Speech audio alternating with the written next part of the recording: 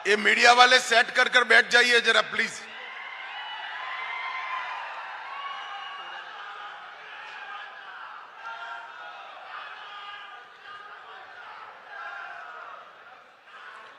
मेरे साथ बोलिए, भारत माता की। क्यों भाई, नांदेड़ वालों की आवाज को क्या हो गया है? मोदी जी को तीसरी बार प्रधानमंत्री बनाना है या नहीं बनाना है? 400 पार करनी है या नहीं करनी है?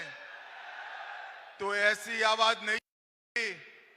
मेरे साथ दोनों हाथ उठाइए, सभी लोग अंत तक दोनों हाथ उठाएं। प्रचंड विजय के संकल्प का मुट्ठी भींचिए और प्रचंड आवाज से बोलिए, भारत माता की, भारत माता की। जय श्री राम, जय जय श्री राम। मेरा साथ शिवाजी महाराज का जयकारा लगाइए। जय जय जय जय जय शिवाजी, जय जय जय जय जय भवानी। मंच पर उपस्थित महाराष्ट्र के उप मुख्यमंत्री और भारतीय जनता पार्टी के पार्लियामेंट्री बोर्ड के मेंबर श्रीमान देवेंद्र फडणवीस जी, भारत सरकार के मंत्री श्रीमान भागवत कराड़ जी, श्री गिरीश महाजन जी, श्री अशोक राव चौहान जी, श्री अजीत गोपछड़े जी, श्री संजय भाऊ कोडगे जी, सुश्री सूर्यकांताई पाटिल जी, श्री भास्कर राव पाटिल जी, डॉक्टर माधवराव जी, श्री राम पाटिल जी, श्री भीमराव केराम जी, श्री तुषार राठौड़ जी, श्री राजेश परार जी, और आज जिनको जिताने के लिए मैं दिल्ली से नांदेड़ आया हूं, ऐसे हमारे लोकप्रिय सांसद, आगे आओ प्रताप राव पाटिल जी के लिए जोर से ताली बजाइए सभी लोग। और आज की सभा में इतने विपरीत माहौल में बारिश होने की तैयारी होने के बावजूद इतनी बड़ी संख्या में आए हुए प्यारे भाइयों, बहनों, माताओं और मेरे जिगर के टुकड़े जैसे युवा मित्रों, आप सभी को नमस्कार। सबसे पहले तो भाई सेट कर बैठ जाओ सभी लोग, जरा प्लीज बैठ जाइए, बैठ जाइए। यहीं रहकर मैं बोलने वाला हूं, बैठ जाइए। वो व्हाइट शर्ट, बैठ जाओ जरा। सबसे पहले अभी गुड़ी पड़वा गया है। नए साल की मैं आप सभी को बहुत बहुत शुभकामनाएं और बधाई देना चाहता हूं। आज मैं जब यहां आया हूं तब राहेर नरसिंह मंदिर, कोलंबी मठ, दत्त प्रभु और सरबंसदानी दसम पिता गुरु गोविंद सिंह जी को प्रणाम कर मेरी बात की शुरुआत करना चाहता हूं। आज महात्मा ज्योतिराव की जन्मतिथि है। महात्मा ज्योतिराव ने इस देश में सामाजिक क्रांति लाने में बहुत बड़ी भूमिका अदा की है। आज इस अवसर पर दोनों ज्योतिराव और सावित्रीबाई दोनों को प्रणाम कर मेरे बात की शुरुआत करना चाहता हूं। भाई और बहनों, थोड़ा मौसम बिगड़ गया है।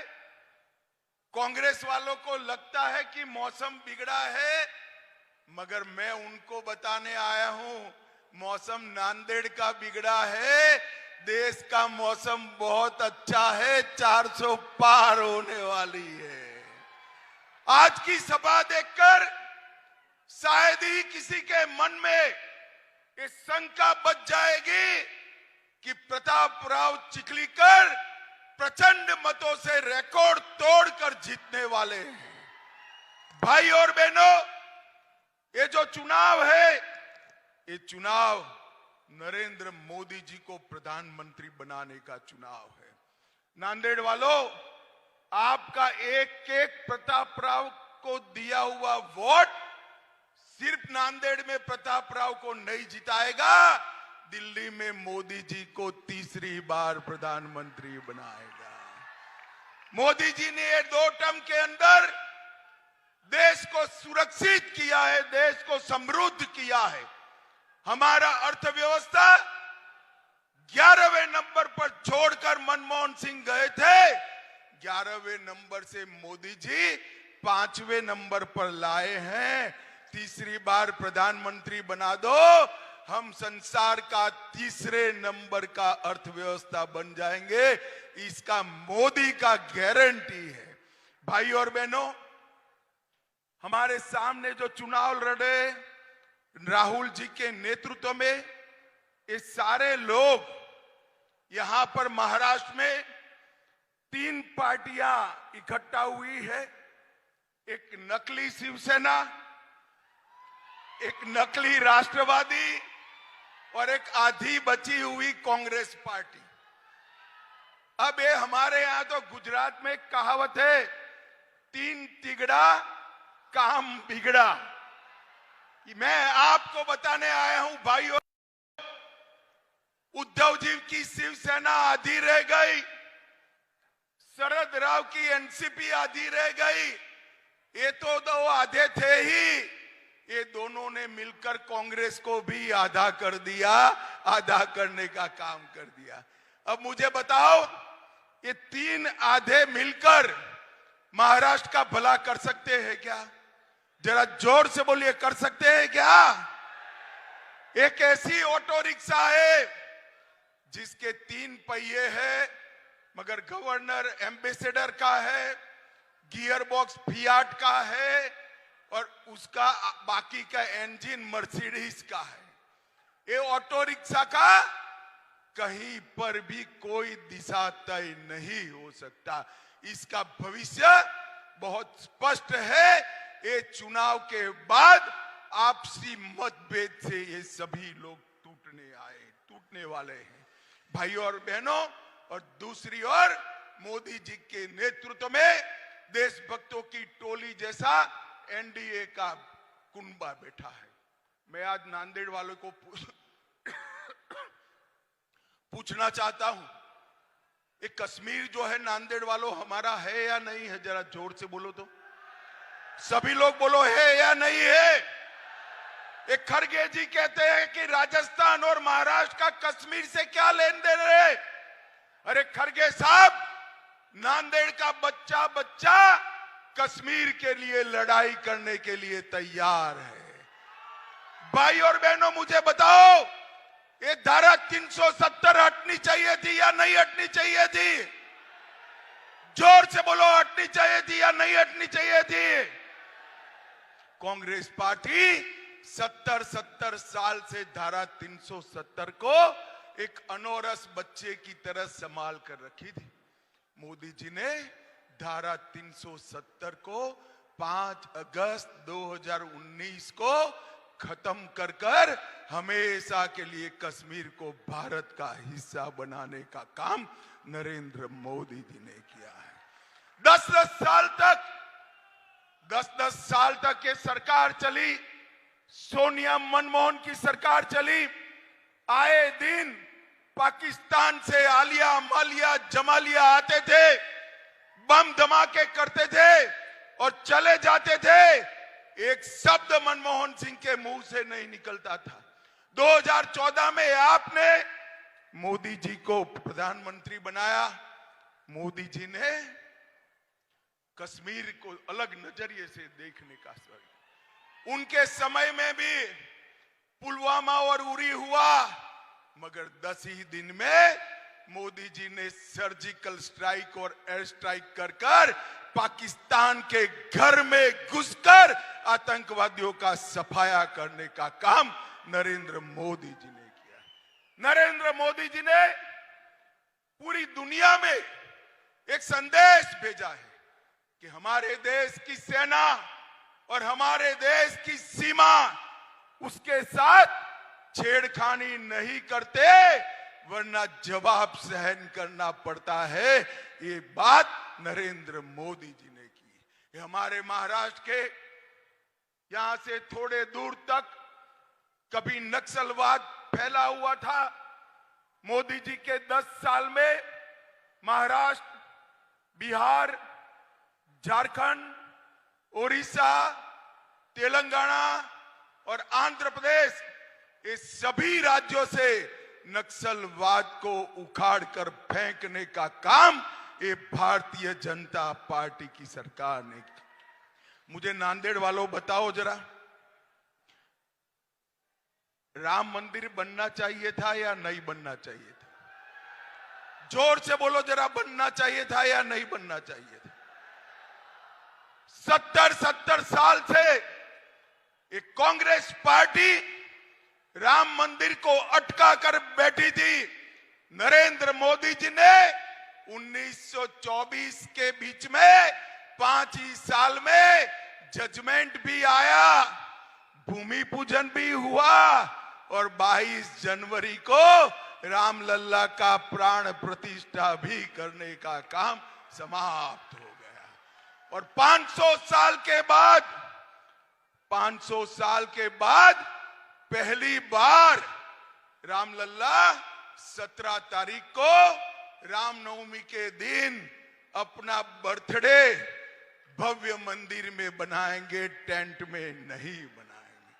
और कांग्रेस पार्टी, आपने तो बनाया नहीं, ये तो मैं समझ सकता हूं, आपको अपनी वोट बैंक का डर है, परंतु जब आपको निमंत्रण मिला रामलला के प्राण प्रतिष्ठा का, आप वहां पर भी नहीं गए। और जो लोग जाना चाहते थे उनको कांग्रेस पार्टी से निकालने का काम एक कांग्रेस पार्टी ने किया है। भाइयों और बहनों, ये लोग देश का सम्मान नहीं सोच सकते। मोदी जी ने काशी विश्वनाथ कॉरिडोर बनाया, करतारपुर कॉरिडोर बनाया, सोमनाथ का मंदिर सोने का बन रहा है, वहां का मंदिर भी पुनः स्थापित किया। 450 साल के बाद हमारे सभी मान बिंदुओं की सुरक्षा करने का काम नरेंद्र मोदी जी ने किया है। भाइयों और बहनों, आज मैं यहां आया हूं तब शरद राव जी को पूछना चाहता हूं कि शरद राव जी, एक बात बताइए, 10 साल तक सोनिया मनमोहन सरकार के आप कर्ता धर्ता थे, 10 साल तक आपने महाराष्ट्र को क्या दिया? नांदेड़ वालों, हिसाब मांगना चाहिए या नहीं मांगना चाहिए? जरा जोर से बोलो, मांगना चाहिए नहीं मांगना चाहिए? उनको देना चाहिए या नहीं देना चाहिए? वो नहीं देंगे, मगर मैं आज देकर जाता हूं। 10 साल में उन्होंने महाराष्ट्र को 1,91,000 करोड़ रुपया दिया था और 1,91,000 करोड़ के सामने नरेंद्र मोदी जी के 10 साल में 7,15,000 करोड़ रुपया महाराष्ट्र को देने का काम नरेंद्र मोदी जी ने किया है।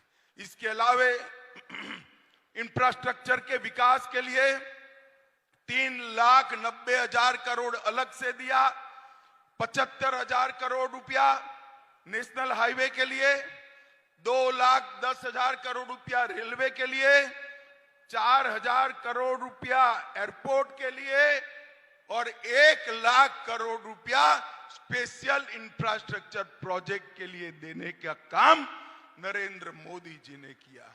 मित्रों, उद्धव ठाकरे, शरद पवार और कांग्रेस पार्टी की मंडली महाराष्ट्र का विकास नहीं कर सकती। महाराष्ट्र का विकास नरेंद्र मोदी जी, एकनाथ शिंदे जी और देवेंद्र फडणवीस ही कर सकते हैं और कोई नहीं कर सकता। भाइयों और बहनों, नरेंद्र मोदी जी ने इस 10 साल के अंदर ढेर सारे गरीब कल्याण के काम किए हैं। गरीबों के लिए सिर्फ और सिर्फ महाराष्ट्र में 1,16,00,000 किसानों को किसान सम्मान निधि देने का काम किया। 1,20,00,000 घरों में नल से जल पहुंचाया। 1 करोड़ लाभार्थियों को 5 लाख तक का पूरा खर्चा आज आयुष्मान भारत योजना से मोदी जी उठा रहे हैं। 70 लाख से ज्यादा शौचालय बनाए। 7 करोड़ गरीबों को कोरोना आया तब से प्रति माह प्रति व्यक्ति 5 किलो अनाज फ्री ऑफ कॉस्ट देने का काम नरेंद्र मोदी जी कर रहे हैं। 51 लाख गरीब बहनों को उज्ज्वला का कनेक्शन दिया। 20 लाख घर दिए। नागपुर में एम्स दिया। आईआईटी नागपुर में दिया। आईआईआईटी पुणे में दिया और नागपुर में आईआईएम भी देने का काम नरेंद्र मोदी जी ने किया है। भाई और बहनों, शरद पवार जी इतने साल यहां से इतने दिग्गज नेता रहे मगर महाराष्ट्र का विकास नहीं कर पाए। महाराष्ट्र का किसान हो, गरीब हो, युवा हो, महिला हो, ये सभी का सर्वांगीण विकास करने का काम अगर कोई कर सकता है तो केवल और केवल नरेंद्र मोदी जी कर सकते हैं और कोई नहीं कर सकता। भाई और बहनों, नांदेड़ की मैं बात करता हूं। 300 किलोमीटर लंबा राजमार्ग नांदेड़ जिला में बना। नांदेड़ हवाई अड्डे को फिर से चालू किया। मुंबई नागपुर बाला साहब ठाकरे महाराष्ट्र समृद्धि एक्सप्रेस के साथ जालना नांदेड़ एक्सप्रेसवे बनाकर जोड़ने की मंजूरी दी। 86,000 करोड़ की लागत से नागपुर गोवा शक्तिपीठ एक्सप्रेस बनाया। 12,000 करोड़ की लागत से कृष्णा मराठवाड़ा सिंचाई योजना को अप्रूव किया और 2300 करोड़ की लागत से बाढ़ प्रबंधन का काम भी नरेंद्र मोदी सरकार ने किया। और जोर से ताली लगाना, औरंगाबाद का नाम संभाजी नगर करने का काम भी भारतीय जनता पार्टी ने किया। उस्मानाबाद का नाम धाराशिव करने का काम भारतीय जनता पार्टी ने किया। और स्थिति देखिए, बाला साहब मांग करते थे कि इसका नाम संभाजी नगर हो। शरद पवार जी विरोध करते थे। आज भाजपा सरकार ने, शिवसेना सरकार ने संभाजी नगर नाम किया मगर उद्धव ठाकरे के मुंह पर हंसी नहीं दिखाई पड़ती है। भाई, हंसी नहीं दिखाई पड़ती। भाई और बहनों, अंत में यही कहने आया हूं मैं, ये चुनाव जो है 2047 में देश को पूर्ण विकसित देश बनाने का चुनाव है। मोदी जी को तीसरी बार प्रधानमंत्री बनाने का मत है। मजबूत भारत की नींव डालने का काम। एक ऐसा भारत जिसके सामने कोई नजर उठाकर देख न पाए। एक ऐसा भारत जो भारत सर्व दिशा में, सर्व क्षेत्र में, समग्र विश्व में एक नंबर हो। इस ऐसा भारत बनाने का ये चुनाव है और हमने प्रतापराव चिखलीकर को आपके सामने प्रत्याशी बनाकर उठाया है। मैं निवेदन करने आया हूं नांदेड़ की जनता को, हमारे भाई प्रतापराव जी को बड़े बहुमत से, प्रचंड बहुमत से जिताएं। मुझे बताओ जोर से, सभी लोग अंत तक बताएं, प्रतापराव जी को जिताएंगे क्या? जोर से बोलो, जिताएंगे। कमल के निशान पर बटन दबाएंगे। मोदी जी को तीसरी बार प्रधानमंत्री बनाएंगे। 400 पार कराएंगे। मजबूत और सशक्त भारत बनाएंगे। तो मेरे साथ दोनों हाथ उठाकर बोलिए, दोनों हाथ उठाइए, मुट्ठी भींचिए और प्रचंड आवाज से बोलिए, भारत माता की, भारत माता की जय। श्री राम, जय जय श्रीराम. श्रावण पाटील भिलवंडे यांना विनंती करतो त्यांनी सभेचं आभार प्रदर्शन करावं.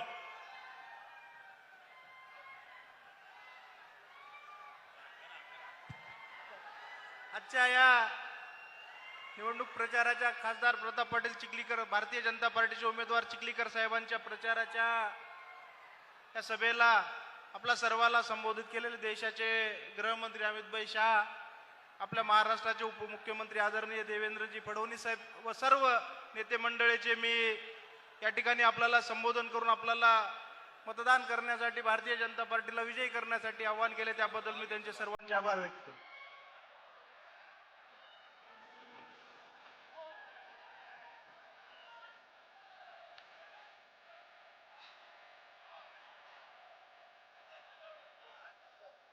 शहर के Barkat complex road Baba petrol pump के करीब वाक़ Queens designer suit and emporium में शादी ब्याह दिगर तकरीबात और यहाँ पर ब्रांडेड कंपनियों के ड्रेसेस का स्टॉक आ चुका है, जिसमें ग्राहकों के लिए इस शोरूम में नित नए डिज़ाइन के कराची सूट, ब्राइडल सूट, लांचा, फ्रॉक, गाउन, गरारा सूट, शर्ट, शलवार, दुल्हन के सूट के अलावा दिगर फंक्शन के बेहतरीन डिज़ाइन के सूट मुनासिब दामों में दस्तयाब है। वाज़ेह हो कि दुबई, मुंबई, हैदराबाद जैसे कपड़े अब नांदेड़ शहर के Queens designer suits and emporium एक ही छत के नीचे दस्तयाब है। Queens designer suit and emporium के प्रोपराइटर मोहम्मद आमिर ने अवामुन्नास से अपील की है कि वो नित नए स्टॉक के माल की ख़रीदारी करने के लिए इनके शोरूम पर एक मरतबा ज़रूर तशरीफ़ लाए। हमारा पता है बाबा पेट्रोल पंप नज़द बरकत कॉम्प्लेक्स रोड, नांदेड़।